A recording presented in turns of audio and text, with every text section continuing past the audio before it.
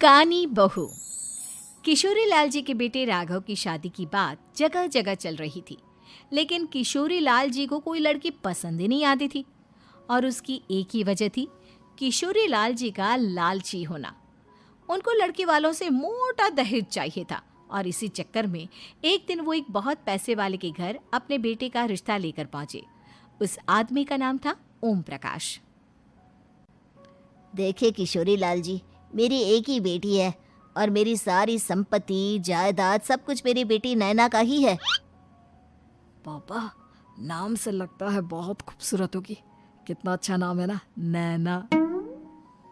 ओ, वैसे बात तो सही है आपकी। अब इतना पैसा है, जमीन जायदाद है, इकलौती बेटी, आप भी क्या करेंगे? सब कुछ उसे ही देंगे ना। बिल्कुल ठीक पहचाना आपने। बस बेटी की शादी और सारी जायदाद उसके नाम। पापा, बिना देखे हाँ कर दीजिए ना। इतना अच्छा रिश्ता फिर कहाँ मिलेगा? माला माल हो जाएंगे हम।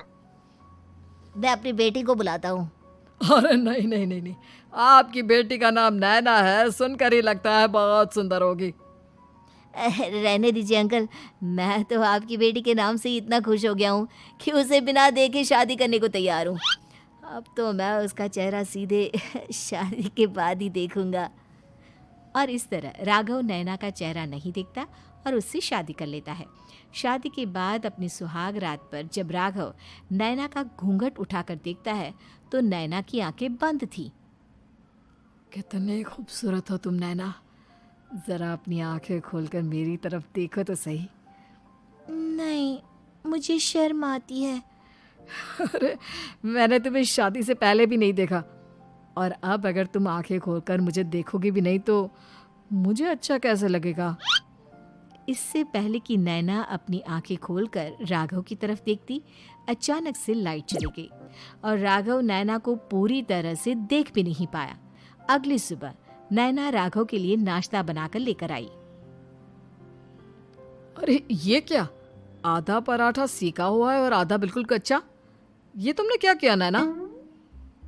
बहू, तुमने क्या आधा पराठा तवे से नीचे लटका कर रखा था, जो आधा सेका है और आधा कच्चा? मुझे जितना दिखेगा उतना ही तो सीखूंगी ना पापा जी। जहाँ जहाँ मुझे नजर आ रहा था वहाँ मैंने सीख लिया, जहाँ जहाँ नहीं दिखा वहाँ कच्चा रह गया होगा। इसका क्या मतलब है? ये कैसा मजाक कर रही है तुम? अरे बहू, तुमने इतना लंबा घूंघट क्यों लगाया हुआ है? देखो, हमारे घर में बहुओं को बेटी की तरह रखा जाता है, और फिर तुम तो इतना सारा माल लेकर आई हो। देखो, ये घूंघट डालकर रखने की कोई ज़रूरत नहीं है।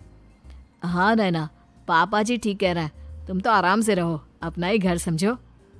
नैना अचानक से अपना घूंघट उठा लेती है। अरे ये क्या पापा, नैना की तो एक आंख फूटी हुई है। नाम से नैना, लेकिन ये तो कानी बहू निकली। मेरे साथ धोखा हुआ है, धोखा। बिना दिखाए अपनी कानी लड़की मेरे संग ब्याह दी। मुझे कानी बीवी नहीं चाहिए। मुझे अभी ओम प्रकाश जी से बात करनी पड़ेगी। आखिर उन्होंने मेरे साथ ऐसा किया क्यों? अरे, आप लोगों ने ही तो पापा से कहा था कि आप लोग शादी से पहले मुझे देखना नहीं चाहते। अब मेरे पापा पर क्यों इल्जाम लगा रहे हैं?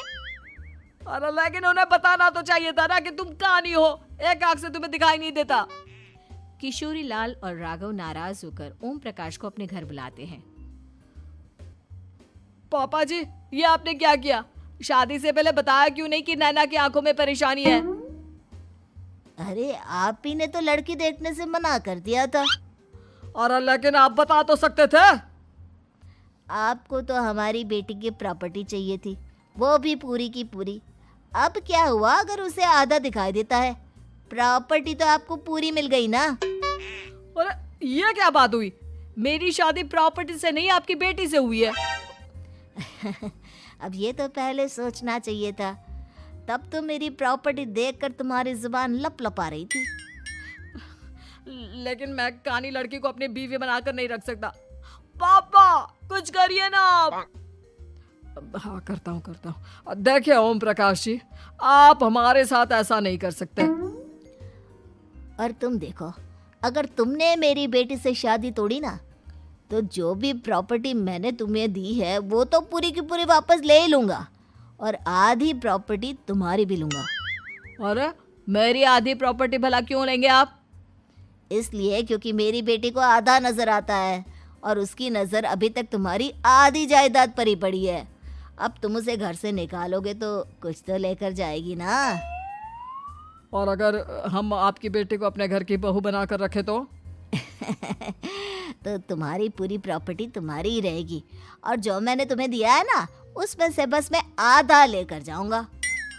अरे लेकिन अब आप अपनी दी हुई प्रॉपर्टी में से आधी वापस क्यों लेकर जाएंगे? अगर मैं आपकी बेटी को अपनी पत्नी बनाकर रखने को तैयार हूं तो? इसलिए ताकि भविष्य में अगर तुम मेरी बेटी को धोखा दो तो उसके पास कुछ तो रहे जो पति का हो। वैसे मेरे पास तो बहुत कुछ है, लेकिन अपने पति की कोई निशानी तो उसके पास होनी चाहिए ना। अब अगर तुमने मेरी बेटी को कानी कहा तो तुम्हें प्रॉपर्टी भी कानी ही मिलेगी, पूरी नहीं। जमाए राजा। किशोरी लाल और राघव समझ चुके थे कि वो बुरी तरह फंस चुके हैं और अब उनके पास वहां से निकलने का कोई चारा नहीं है। अब समझ में आया ना, लालच बुरी बला होती है। एक तो तुम्हें प्रॉपर्टी मिली, ऊपर से बीवी मिली, उसमें तुम्हें नखरे भी दिखाने हैं। आए बड़े, चुपचाप बैठो दोनों। कुछ दिनों के बाद नैना राघव की कार लेकर बाजार घूमने निकलती है और जब कार लेकर वापस आती है, ये क्या? एक तरफ से मेरी गाड़ी पूरी खराब हो चुकी है। लगता है तुमने मेरी गाड़ी को किसी दूसरी गाड़ी के साथ एक्सीडेंट किया है। अरे अरे कितना बड़ा नुकसान कर दिया तुमने बहू। वो क्या है ना पापा जी, मुझे एक आंख से दिखाई नहीं दे रहा था, सामने से गाड़ी आ रही थी। मुझे तो सिर्फ आधा ही दिखाई दिया और वो गाड़ी मेरी कार से रगड़ते हुए निकल गई। अब मैं क्या करूं बताओ? आप इसे ठीक कराने के पैसे कौन देगा? तुम्हारे पापा? तुमने मुझसे इस तरह से बात की? अभी रुको। नैना राघव की शिकायत ओम प्रकाश को कर देती है। देखो राघव, अब जो मेरी आधी प्रॉपर्टी तुम्हारे पास थी ना, उसमें से आधी और मैं लेकर जाऊंगा, क्योंकि तुमने मेरी बेटी को डांटा। अरे नहीं नहीं पापा जी, गलती हो गई, माफ कर दो। गलती की तो कोई गुंजाइश ही नहीं। अगली बार मेरी बेटी को डांटा तो बची हुई आधी में से आधी और ले जाऊंगा। लालच के चक्कर में हम दोनों ने बहुत बड़ी गलती कर दी बेटा। एक तो तुम्हें कानी बहू मिली और ऊपर से जो माल मिला वो भी काना। इस तरह राघव की हर एक गलती पर ओम प्रकाश उसकी प्रॉपर्टी का आधा आधा हिस्सा लेकर अपना सारा माल वापस ले गया और राघव को कानी बीवी से काम चलाना पड़ा। भाई लालच वाकई में बुरी बला है।